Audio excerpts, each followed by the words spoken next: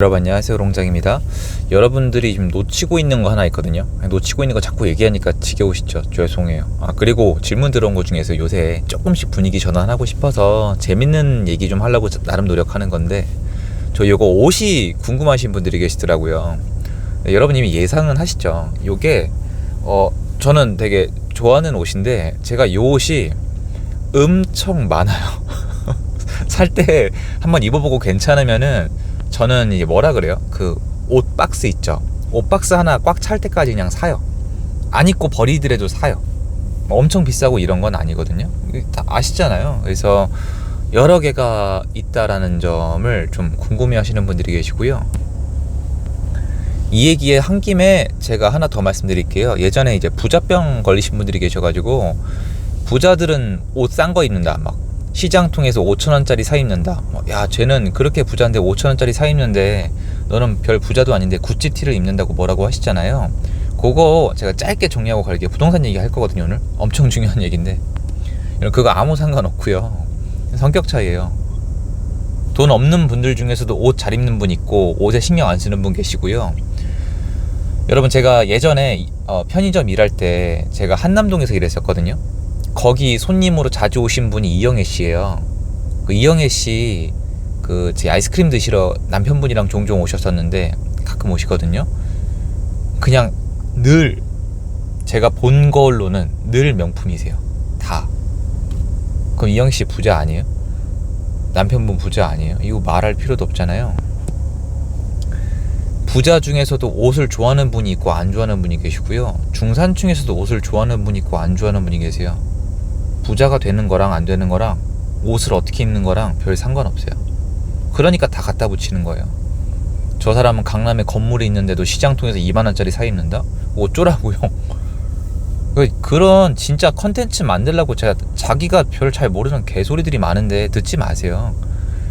돈을 많이 벌고 안 벌고 이것만 신경 쓰세요. 번 다음에 여러분이 페라리를 타던 루이비통을 입던 들던 전부 다 여러분 마음이고요. 여러분이 경제적으로 여유가 없으셔도 여러분 마음이에요. 감히 여러분 인생에 침범하게 하지 마세요. 가짜 부자 진짜 부자? 말 같지도 않은 소리예요. 부자에 대한 개념 자체가 모호한 건데 여러분 선택이 짱인 거예요. 아시겠죠?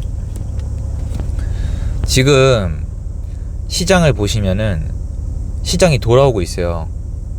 옛날 시장, 옛날 시장이란 얘기는 평균적으로 사람들이 집을 사고 파는 원래 일명 평균으로의 시장으로 회귀하고 있거든요. 근데 이게 제가 계속 말씀을 드렸는데, 이게 무서운 게 뭐냐면은, 원래 정상 평균으로 회귀한다. 근데 시장이 그동안 정상이었다. 이런 문제가 없죠.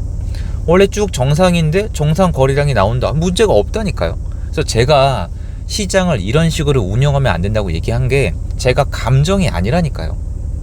부동산 시장에는 역사가 있잖아요. 근데 예를 들어서 서울에서 한 달에 평균 6,000건을 사고 판다고 쳐요. 경기도는 제가 여러 번 말씀드렸잖아요. 평균을 잡으려면은 좀 애매한 게 신도시를 때려 지어가지고 서울도 원래 평균 거래량 늘어나야 돼요. 근데 이것까지 다 잡아낼 수는 없어요, 여러분. 그리고 또 부시는 아파트도 있고 한데, 이거는 그냥 대충 우리의 인식상 범주 안에 가둬놓는 거예요.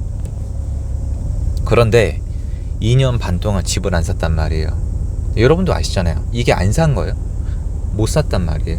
그리고 새로운 월세 시장이 열렸잖아요. 근데 만약에 그대로 쭉 가면 돼요. 월세로 다 산다. 월세 가격이 올라가는 게 멈추고 월세로 다 살아요. 그리고 전세 시장이 좀 돌아오면서 전세로 다 살아요. 매매 거래가 이제는 한 달 2,000건이 정상이라고 자리를 잡아요. 이거는 나도 몰라요. 안다 그러면 거짓말이죠. 이렇게 될 수 있는지 없는지 난 몰라요. 근데 확실한 건 한 달 거래량이 2,000건, 3,000건이 되니까 신규 공급을 시공사들이 포기하더라고요. 왜냐면 저도 시행을 해보지만 그러면 돈이 안 되거든요. 그럼 신규 공급 멈추면은 일정 기간 동안에는 매매가가 떨어질지 모르겠지만 장기적으로는 아파트가 부족해져요. 진짜입니다. 그런데 문제는 뭐냐면, 역시나 제 예상대로 월세 시장에서 사람들이 버티질 않죠. 왜냐? 월세 시장에서 월세가 계속 올라가게 되면은 절대 위로 못 올라가거든요. 월세 내다 끝내요.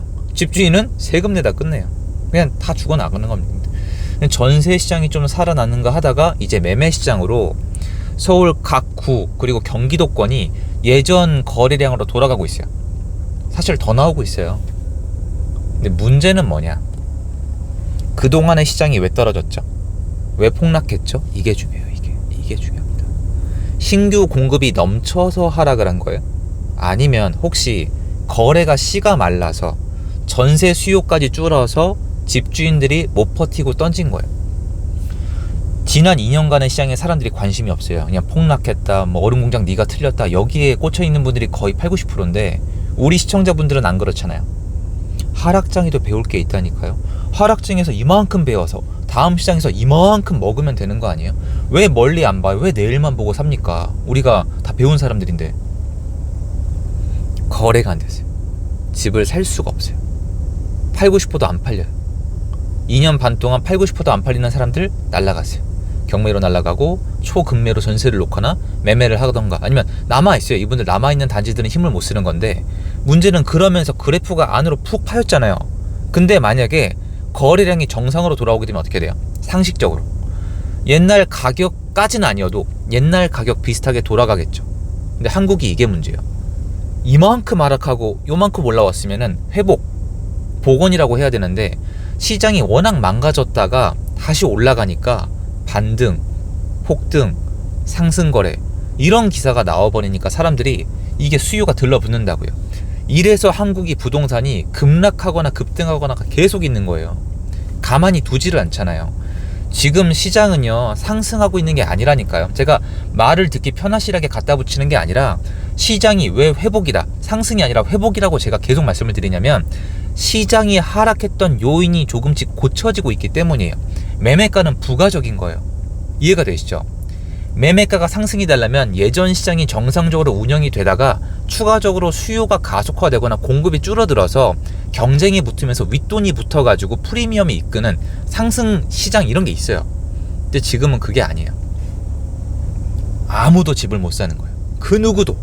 이 데이터가 모든 걸 증명해요. 한 달 거래량 590건 서울이. 와, 이거 또 나올까요? 내가 정부잖아요? 난 나와서 사과할 것 같아요. 대국민 사과요. 590건은. 왜냐? 부동산 시장 종사하는 사람들은 다 굶어 죽었다는 거예요. 이거 누가 만들어냈어요? 정부가 만들어냈잖아요. 이게 잘한 겁니까? 근데 잘했대요, 국민이. 부동산 가격 때려잡았으니까. 근데 그분 임차인일 가능성 높잖아요. 임차인들 이제 웃지 못하는 시장 와요. 제 말이 틀릴 것 같으세요? 임대인이 웃지 못하면 그 다음에 임차인이 웃지 못한다니까요. 이거 상식 아니에요, 이거? 언제까지 임대인만 죽어나고 임차인은 살아있을 것 같아요? 시장이 거래량이 돌아오면서 회복을 하기 시작을 했죠. 이 가속도가 붙고 있잖아요. 이 시장이 유지가 돼서, 또 엄청 중요해요. 그러니까 여태까지 누적 부족분 있죠. 2년 반 동안 1년에 4만 건 이상 날라갔어요. 누적 부족분이 다 채워진다. 예를 들어서 여태까지 안 사는 사람들이 돌아와서 누적 부족분만큼 사면은 옛날 가격 회복하는 게 원래는, 여러분이 엉터리로 들리겠지만 거의 맞아요. 근데 지금은 그게 아니에요. 이대로 가면 넘어갈 수도 있어요. 시장이 너무 개판이에요, 진짜로. 그리고 그 중간에 완충 역할을 해주던 투기꾼들이 없어요. 투기꾼들이 원래 얄팍하게 샀다가 얄팍하게 팔잖아요. 얄팍하게 파는 애들이 없다고요. 걔네가 계속 팔면서 가격을 내렸잖아요. 근데 여기서 이제 신규 공급해야죠. 그 물가 상승, 또 이것도 굉장히 부담감이 있어요, 건설 시장에. 이것도 반영이 돼야죠. 매도인들은 위치가 바뀌면, 이거 지금 뉴스에 아직 안 나오죠. 내년쯤에 나올 거예요. 매도인들이 수급이 바뀌어서 이제 위치가 바뀌면요, 계산하기 시작해요.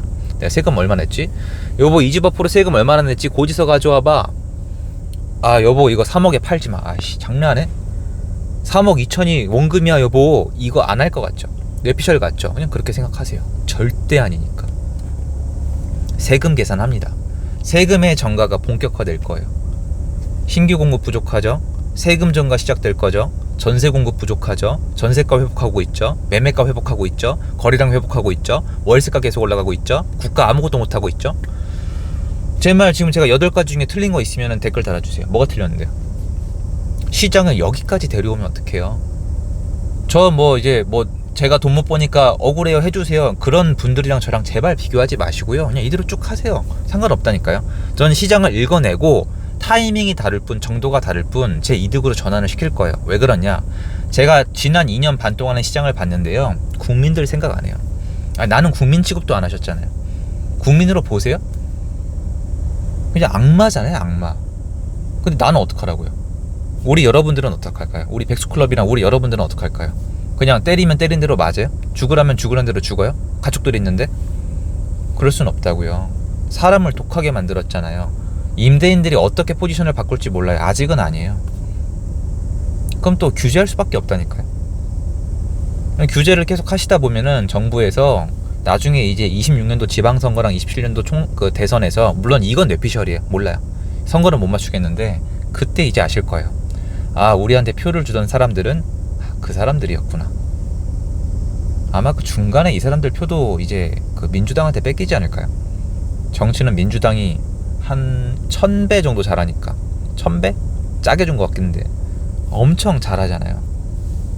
자기 편 확실히 챙기고, 자기 지지자들 누군지 알고, 목소리 대신 내주고. 이거는 지지자들을 때려 잡아 죽이고 있으니 뭐 제가 뭐라고 얘기를 해야 되겠습니까? 이제는 할 말이 없어요. 저도 무서워요. 일관성도 없고, 말과 정책이 다르고, 야당이 거대 야당이라고요? 제가 뭐 그래서 그거 억지로 통과시키래요? 싸우기라도 하라고요. 싸우지도 않고, 끌려가고, 하지 말라는 건 하고. 물론 이거 제 개인 의견이에요. 이 얘기는 그만할게요. 죄송해요. 그래서 어쨌건 시장의 정상화라고요. 이거는 지금 아직 상승 아니에요, 여러분. 상승은 올해 하반기, 물론 약간 혼조세가 있는 게 이거 둔촌주공 때문인데, 요 안에서 일부 지역이 상승을 시작을 할 거예요. 옛날 시장을 되찾고. 근데 이거 놀라운 거죠. 거래량이 충분히 회복이 안 됐는데 가버리는 거니까 그만큼 매도인들이랑 집을 갖고 있던 사람들이 튼튼했다는 거예요. 플러스 알파로 그 지역들의 비밀이 이거예요.